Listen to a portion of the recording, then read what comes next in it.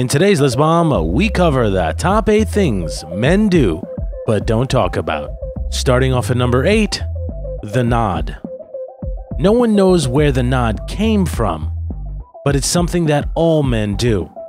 It's almost a caveman method of communication that with a nod of your head, we can tell a story, convey sadness, anger, or simply say hello. Number 7, sing and dance. Men love to sing and dance, and some of us are quite good at it. However, many men are tone deaf or are afraid of social judgment to do it around others. Even so, when no one's around, we turn into performers, singers, and dancers. Number 6, shadow box.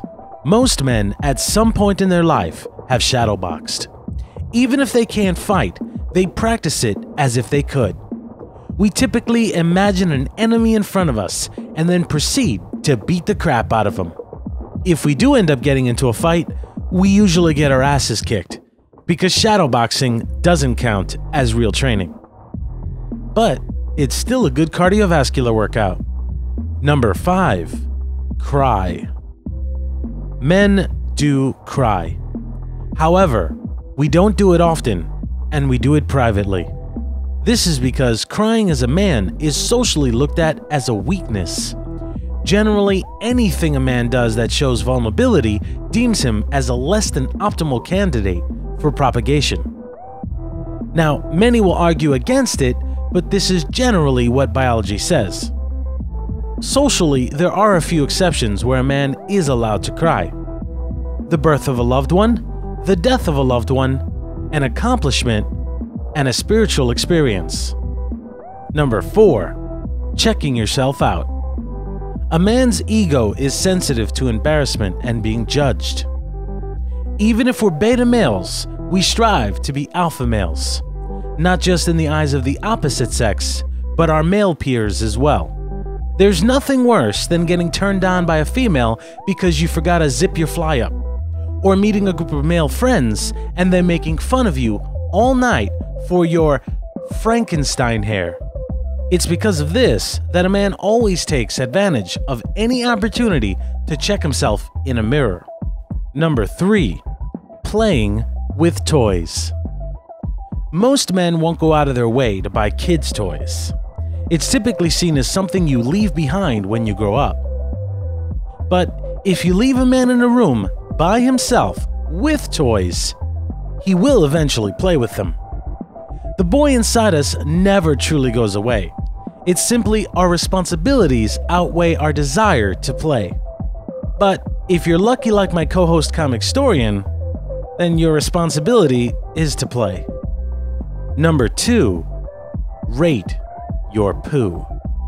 That's right, poo, feces, excrement. Men have known that farts are funny since they were little boys. This fact never changed. However, their tastes have evolved. Men have a strange appreciation of their poo, which is not necessarily a bad thing. Discoloration in your poo can indicate medical problems, so a quick once-over before you send it on its journey is good practice for your health. That said, many men after using the bathroom rate their poo. The larger it is, the more elaborate it is, the more points the poo earns. Some men are so proud of what they've made that they'll text pictures of it to their friends for comparison and further review. And your number 1 thing that men do but don't talk about is masturbation. Come on, everyone should have known that this would be on the list. Now, masturbation isn't inherently a male thing, but studies have shown that males tend to masturbate more frequently than females. Scientist Alfred Kinsley first published results of over 15 years of research in human sexual behavior. His studies revealed that approximately 95% of males had masturbated. So, why do men masturbate so damn much? I mean, biologically, masturbation is not required. It's not an instinctual action. Masturbation is something we choose to do for self-gratification. Even so, there are several benefits to doing it. Number 1, it relieves stress. Number 2, it helps you better understand your own sexuality. And number 3, it can help ward off cancer. Now this one sounds crazy, but an Australian study of 2,338 men found that this is plausible. In all men who averaged 4.6 to 7 ejaculations a week, 36% were less likely to be diagnosed with prostate cancer before the age of 70 than men who ejaculated less than 2.3 times a week on average. So what this basically means is masturbation reduces your risk of prostate cancer. Men and women alike have been masturbating for thousands of years, but still a negative social stereotype has been associated with masturbation throughout most of our existence. The stereotype ranges from muscle dysmorphia to hair on your palms, all the way to going blind from masturbation. Now, I doubt any of those things would actually happen or could actually happen. But what we know is that a great majority of the people on the planet do masturbate, whether they discuss it or not. So, tell me, what do you guys do when you're alone? Leave your thoughts in the comments below.